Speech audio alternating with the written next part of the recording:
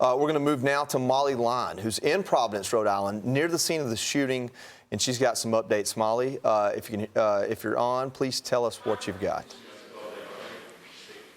Hi, Joey. I'm just on the edge of the campus, and it's really a heartbreaking scene here. I think the most important thing, and you've reiterated that throughout this hour, is that the suspect is not in custody at this time, that there is still a manhunt underway and a shelter-in-place order. We are just on the edge of campus here in the building. This is where the press conference was held not too long ago. And the nearby streets, some of them are blocked off, and there are shining lights from all of the different agencies that rushed here to get onto this campus. You've mentioned as well that this campus is intertwined with the broader Providence community, with the broader Providence city. It's a very urban campus, and this shelter-in-place order remains in place. As you look around, it's a very urban area where there are homes right on the edge of campus with Christmas trees and Christmas lights shining through these windows. So a lot of people understandably would be very, very concerned. I just came through in the Providence downtown area as well, where the big restaurants are. Not a lot of cars in those parking lots. It may be that this is really reverberating throughout this community as the manhunt continues underway. You mentioned all that we know right now about this suspect is that the individual is dressed entirely in black. That doesn't give us a lot to go with, and we don't know where this individual has gone to. So there's no further description beyond that, which the question is, are we on scene? We're here on the cusp of the university, just outside of Brown University, but without knowing where the shooter has escaped to, we don't know how much farther that perimeter could ultimately expand as this manhunt continues. Joey, I want to send it back to you because I know you guys have covered a lot of ground over the course of this last hour, and you can ask questions and I'll see if I can answer anything that you haven't spoken about so far. Go ahead. Yeah, just real quickly, you said you're there where the press conference took place. During the press conference, mostly local law enforcement officials that came to the podium. I don't remember if they said when the next one would take place. Are you getting any word on that, and if federal officials will be involved in that? Yeah, we haven't gotten a timeline yet as to when exactly the next press briefing will be, but they're expecting the governor to join here on scene, so he'll be joining the further press conference. We also know that the Providence Police, the Brown Police, and the FBI are all working very closely hand in hand in this. We know other agencies are on the ground as well, the ATF, for instance, and a multitude of other nearby police and state police as well from all of the surrounding communities are here in this area. The main focus, not on is generally on this manhunt, on ensuring that people stay safe, stay locked down, stay hidden, and ensure that they don't encounter this individual as the hunt for him goes on. Molly, it's Tommy. We've been watching the scenes unfold there, and a lot of flashing lights and a little bit of movement, but mostly a lot of flashing lights. Can you give us a perspective of what the access is like in the area? If you're seeing mostly those various vehicles acting as blockades, do you see law enforcement going door to door? What is it like, and how easy was it for you and your crew to access this area, or is it pretty locked down?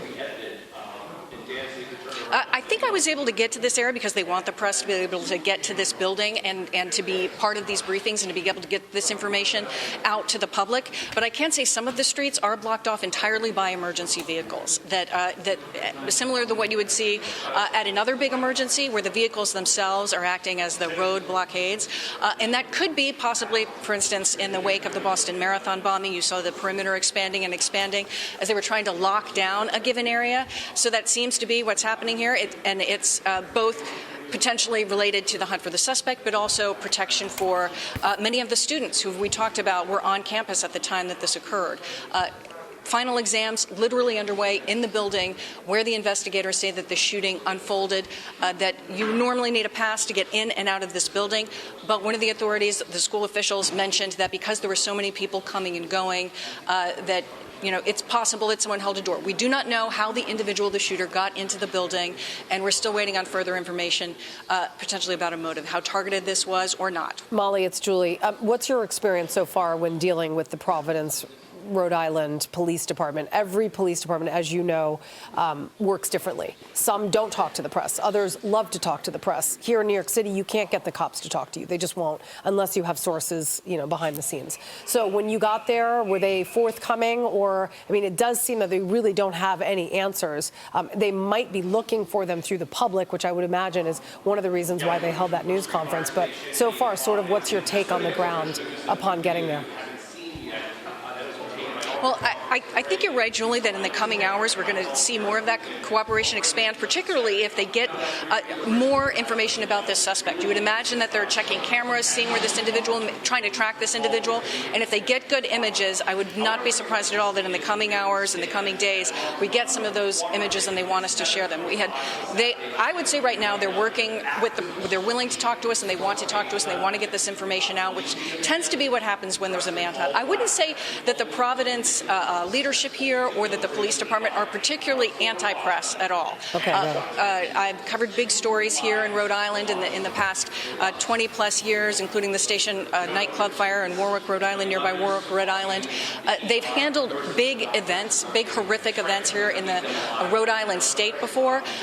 Something like this happening in Providence, though, has never occurred before. However, they did make a point during the press conference to note that, like many other places that have a big university, in this particular case, a very elite institution, have worked together to create a task force and to respond to just this type of event and to train together to do that. Very, very sadly, tonight, they were forced to do that on this Saturday afternoon. Molly, it seems like there's some stuff, folks coming in around you. Hopefully, more word coming soon.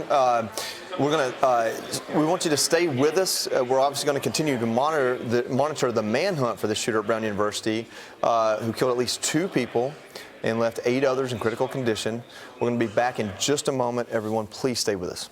Hey, Sean Hannity here. Hey, click here to subscribe to Fox News YouTube page and catch our hottest interviews and most compelling analysis. You will not get it anywhere else.